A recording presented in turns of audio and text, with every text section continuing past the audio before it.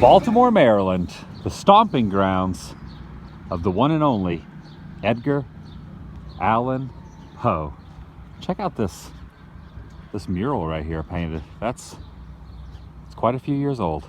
They call these row homes. Some of them are pretty incredible looking.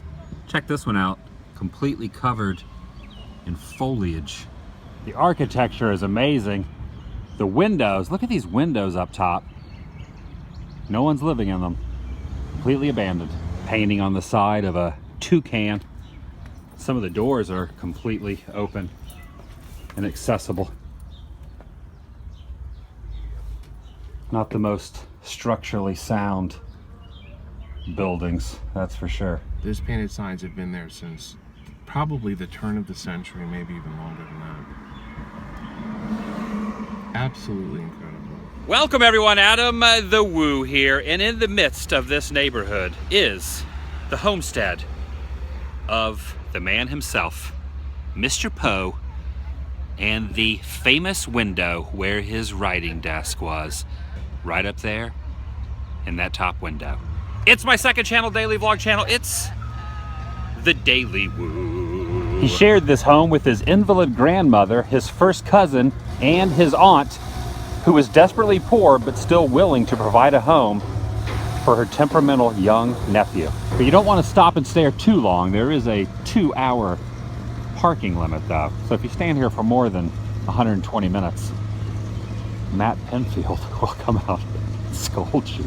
According to this placard in 1972, the building itself was put on the National Registry of Historical Places. This area here where they're doing construction at the time he resided here was a pig farm. And he would look out that very windowsill with his pen and paper. There are a few other onlookers, including Dan Bell standing over there, talking to a local photographer. It was here that he decided to turn his hand from writing poetry to fiction. And also a little fact, he ended up marrying Virginia Clem, who was actually his cousin. Not able to get inside today, but you've been inside the building before. Oh, yes. And you were saying there's a guest book in there, and a certain someone wrote something interesting, and who was that someone? Yeah, Vincent Price stopped by the house, I believe in the 70s or 80s, I can't recall when, but anyway, he said, the entry says, "This place gives me the creeps, Vincent Price." Yeah, the one and only Vincent Price. And Stephen King came here with his son too. Really? Yeah, Stephen King brought his son here, and they were Pretty at cool. an Orioles game, and they came over here to see the Edgar Allan Poe house. Walking through downtown now, and the interesting thing about Baltimore is there is a cemetery smack dab in between all of the large buildings, and that's where I'm heading over across the road there, right here amongst all the traffic and commuters, and businesses and offices. And if you walk all the way to the back of the cemetery, it's where he was originally buried, and then later on they moved him closer to the front. So we're going to take a look at the original location first. Through this door that is locked, there are some underground catacombs that go directly under the church and the graves themselves. Can't get in there. There's another interesting piece here that was featured on Ripley's Believe It or Not. The way this piece of marble is bending, it's very unusual. You rarely will see that type of stone or rock bending in that fashion. But it's true. Believe it or not. Normally, when someone is moved from one spot to another, there really isn't anything designating the original spot.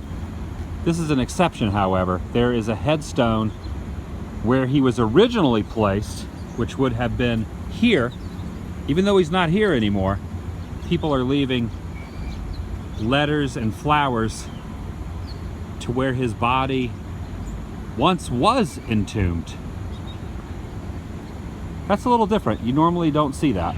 The raven carved in the top, and right next to this location is the final resting place of his grandfather, David Poe Sr. October 8th, 1849, on a cold and damp, overcast Monday afternoon. Right here. As you make your way down this pathway, which also serves as a water drainage area, there is a seat here. But don't be fooled, this was not created to sit on. It's actually two graves, one there and another one a step up leading into that window.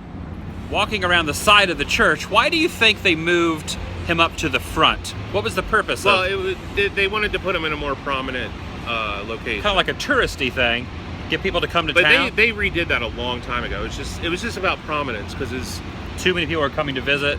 They don't want him trouncing back to the back. yeah, and I think it was out of respect that he was such a, like a literary genius, that he was, he is the most famous person buried here. So they moved him to the front and erected this monument. And he's now located right here. That's where we just were, right here. This is where I'm standing currently. He was moved in the 1800s. I thought it was a little more in recent days, but it's actually a very long time ago that they moved the body from the back up to the front. November 17th of 1875, and here is an artist's rendition of what happened, the unveiling on that day. This is a photo of the house where I was earlier. This building has been completely removed. There's that window.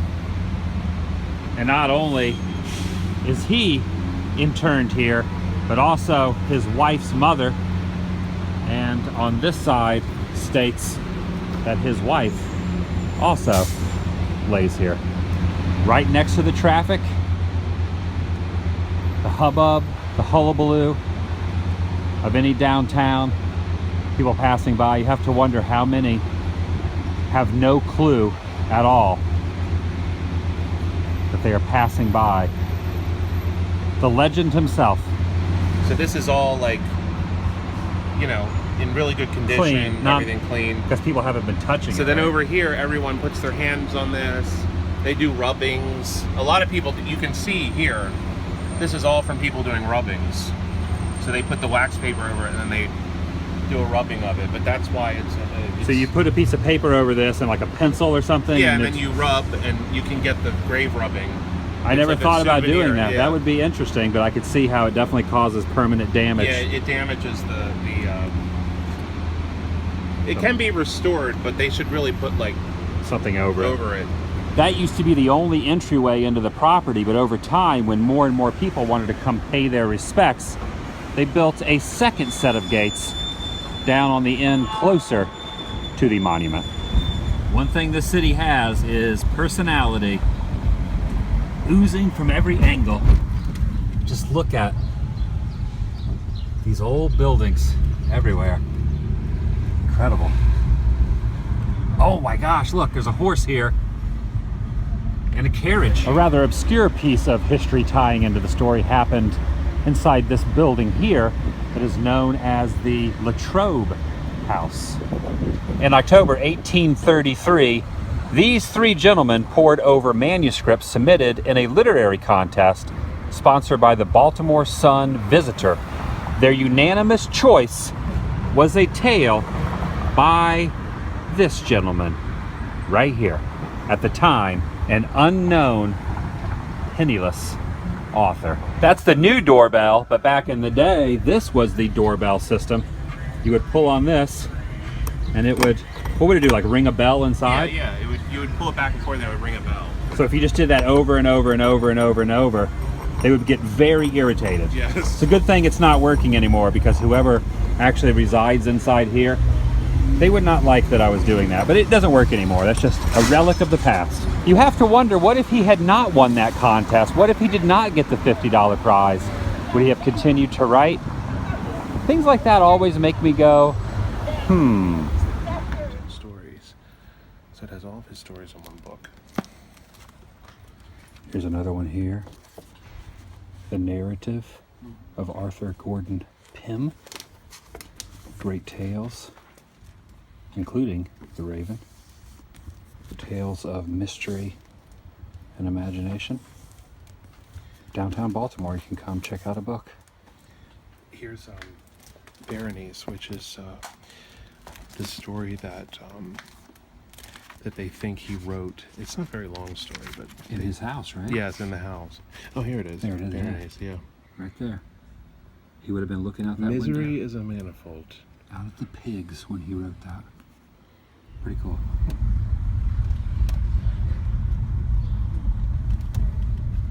This whole area is known as the Oldtown Mall. A couple stores are open, but the majority of it is closed and abandoned. Pretty incredible. Doesn't get much more retro than that light fixture right there.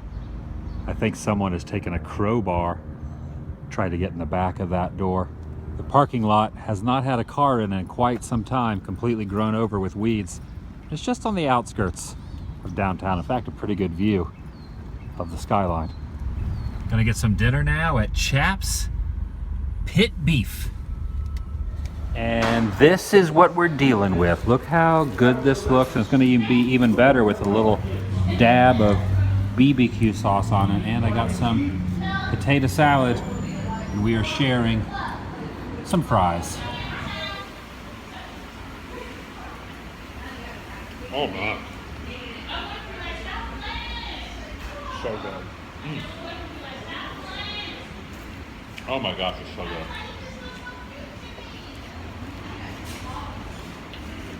My favorite.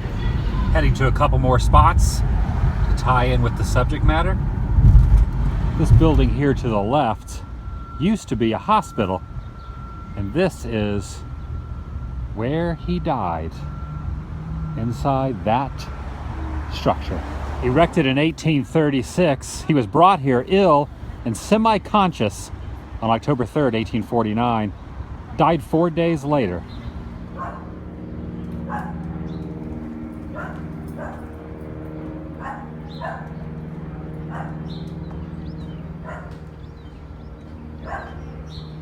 Whatever you do, don't look down.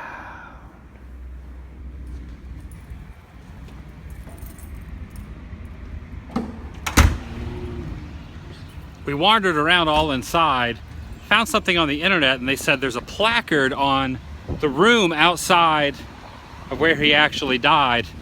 We couldn't find it. You found a website that gave the information, and we pretty much meandered the entire premises and found nothing. Nothing. Now heading into an area of town called Fells Point for one last stop. The last on the Poe tour.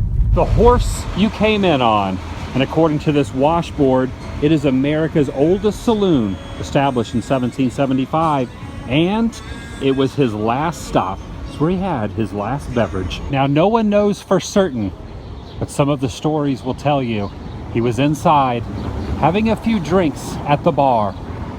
Heavily documented now with photos and paraphernalia of the man himself. So when you're in here hanging out, you can see Edgar Allan, almost like he's vicariously hanging out with you.